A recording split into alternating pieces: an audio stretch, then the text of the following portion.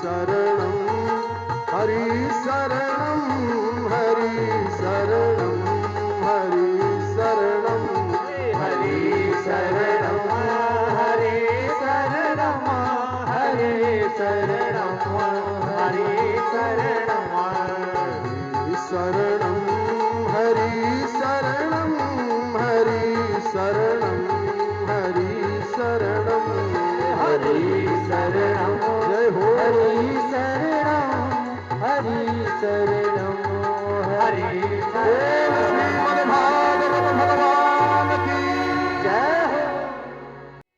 कल हम लोगों ने श्रवण किया, सूत जी महाराज ने बताया 88,000 महात्माओं भगवान अपने भक्तों के ऊपर ऐसी कृपा करते हैं कि जब ये अपनी मां के गर्भ में थे, कौन?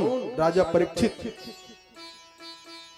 और ब्राह्मण का बालक जब प्रहार किया, वज्र से मारने का प्रयास किया, तो भगवान ने वज्र से रक्षा किया।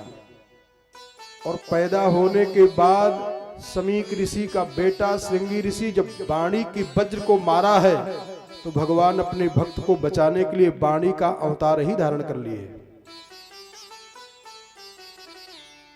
आप सब सुनते होंगे कि सुखदेव जी आए, लेकिन ध्यान देना एकाग्रता पूर्वक, सुखदेव जी आए नहीं। फिर क्या हुआ? सूत जी बता रहे हैं कि तत्राभवत् भगवान व्यासपुत्रो यदृक्षया गामटमानो नपेक्षः अलक्षलिंगो निजलाभतुष्टो भृतश्च बालैरवधूत वेशः। अवधूत के वेश में भगवान स्वयं वेदव्यास जी के पुत्र के रूप में उसी स्थान पे प्रकट हो गए। अपने भक्त राजा परीक्षित को बचाने के लिए स्वयं भगवान प्रकट हो गए हैं। और ध्यान देना, सूत जी कहते हैं कि कैसे हैं वो? कहा तम द्वष्टवर्षम सुकुमार पाद। आहा, हमने आप सबसे कई बार निवेदन किया कि भागवत जी को गणेश जी ने लिखा है। ध्यान में रखना इस बात को। जब व्यास जी लिखने के लिए तैयार हुए, प्रयास किए कि भागवत जी धरती पर अवतार ले लें, तो शंकर जी को मनाया। शंकर जी ने कहा कि व्यास जी क्या चाहते हो? कहा नाथ, मैं चाहता हूं कि जीवात्मा को परमात्मा की प्राप्ति हो जाए, एक मार्ग बताना चाहता हूं, उसको धरती पर उतारना चाहता हूं। कहा कैसे? कहा भागवत जी की रचना करना चाहता हूं। था तो पहले अनंत काल से ही। तो कहा कि तो हमसे आप क्या अपेक्षा किए हैं? कहा महादेव, मैं आपसे ये चाहता हूं कि गणेश जी से कह दीजिए कि जो मैं बोलता जाऊं उसको वो लिपिबद्ध करते जाएं। शंकर जी ने गणेश जी को बुलाया, कहा बेटा आओ। गणेश जी आ गए और कहा व्यास जी जो बोले उसको जरा लिपिबद्ध कर देना। तो गणेश जी ने सोचा कि व्यास जी एक श्लोक बोल करके अगर काफी देर तक विचार करते रह जाए तो हमको यहीं बैठे रहना पड़ेगा। तो गणेश जी ने वेद व्यास जी से कहा कि महाराज मेरी कलम बंद न होने पावे, लेखनी रुकने न पावे।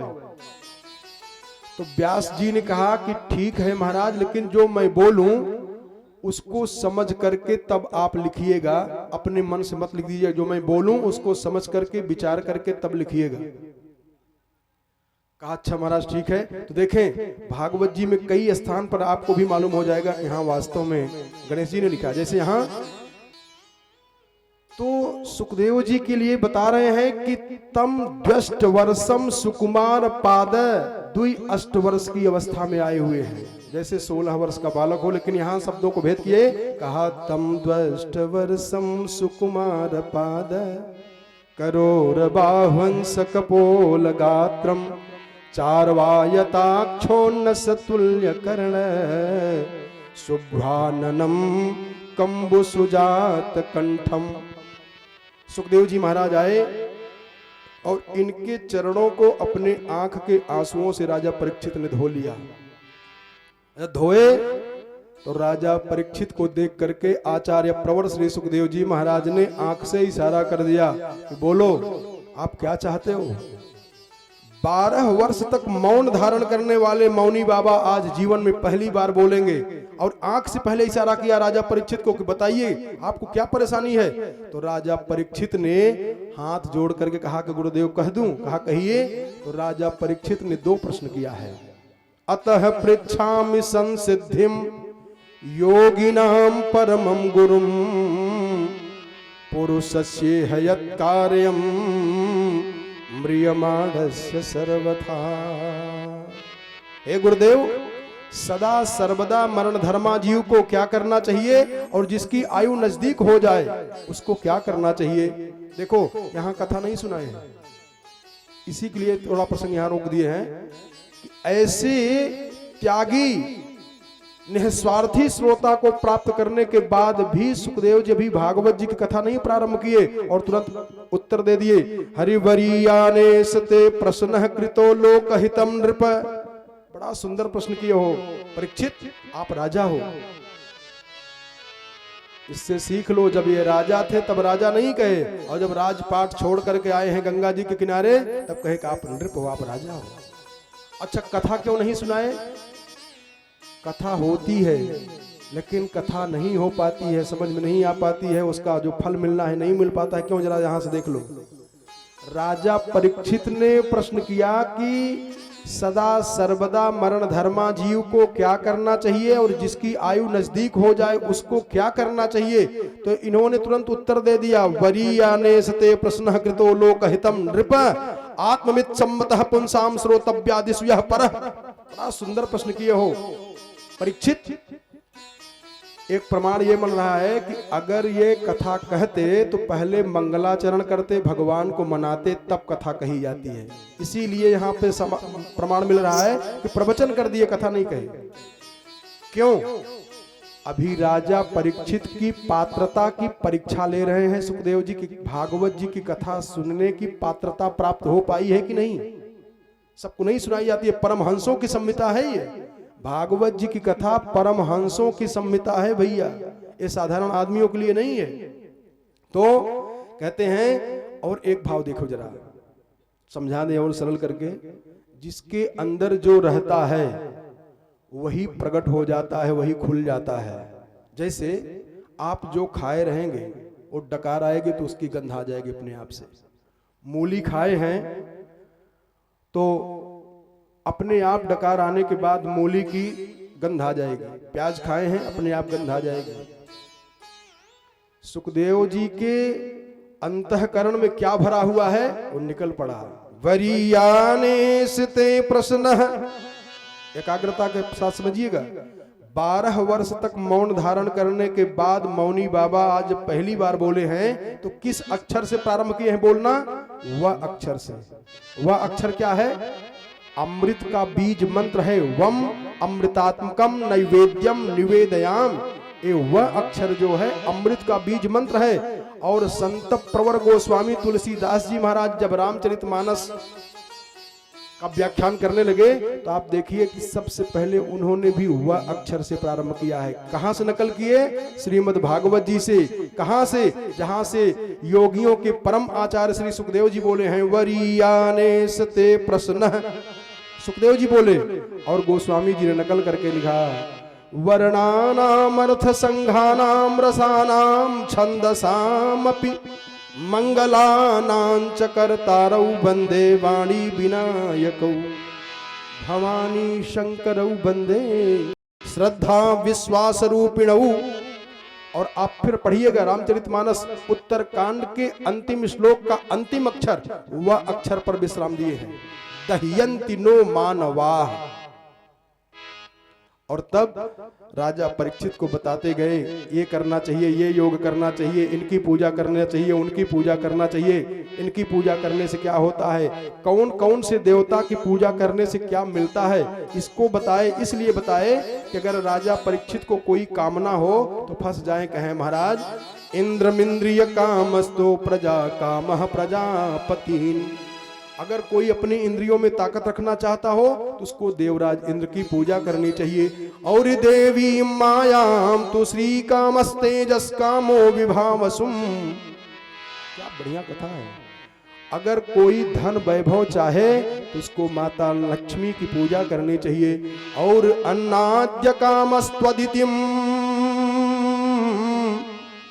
खेत में पैदा कम होती हो, अदिति की पूजा करें। मरने के बाद जो स्वर्ग में जाना चाहता है उसको अदिति के 12 पुत्रों की पूजा करनी चाहिए। और आयुष्व कामोस्विनो देवौ, ज्यादा दिन तक जीना चाहता हो तो दोनों अश्विनी कुमारों की पूजा करे। ये कथा है, इसलिए कहता हूं भैया कथा पे ज्यादा ध्यान देना चाहिए। अभी अगर इसका विस्तार कर दूं तो ये दोनों अश्विनी कुमार देवताओं के वैद्य हैं, हम लोगों के पास आते हैं, आप इनसे दवा लीजिए, ज्यादा दिन तक जीजिए, कोई दिक्कत नहीं है। बता रहे हैं आयुष्य कामोस्विनौ देवौ, जो ज्यादा दिन तक जीना चाहता हो, अपनी आयु को लंबी बनाना चाहता हो, वो दोनों अश्विनी कुमारों की पूजा करें। और रूपाभिकामो गंधर्वान्, ज्यादा सुंदर बनना चाहता हो तो गंधर्वों की पूजा करें।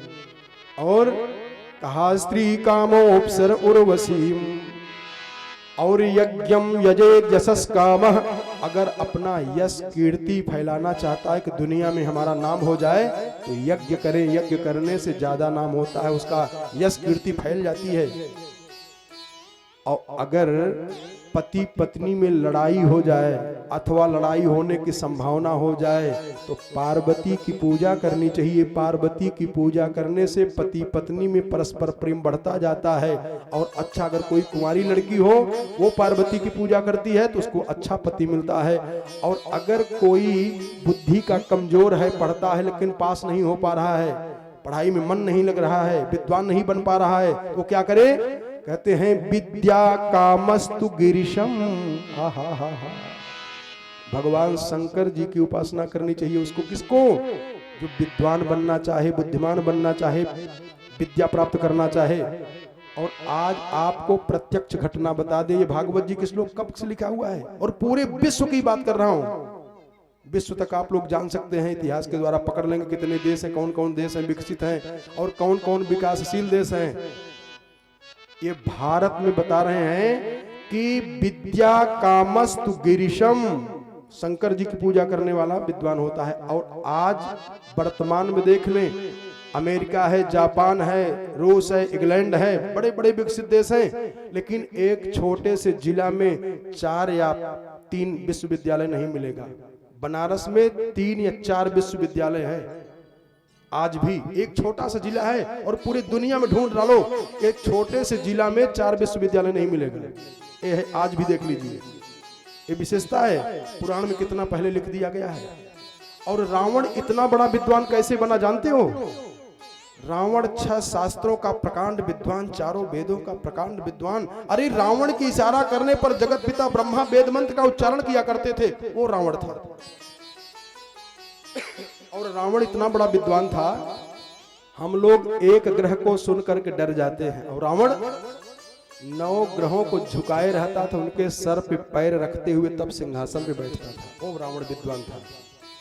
और इतना बड़ा विद्वान कैसे बन गया रावण जानते हो? एक बार भगवान शंकर जी अपनी प्राण वल्लभा भगवती भास्वती अंबा परांबा पार्वती जी को प्रसन्न करने के लिए नृत्य कर रहे थे। रावण पहुंचा, रावण लिखना शुरू कर दिया। बाणासुर पहुंचा, अपनी 1000 भुजाओं से वाद्य यंत्र बजाने लगा। रावण की विद्या बढ़ गई, क्योंकि रावण ने भगवान शंकर जी के नृत्य को लिपिबद्ध कर दिया, जिसको हम लोग शिव तांडव कहते हैं। एक आध 2 लाइन सुना दे।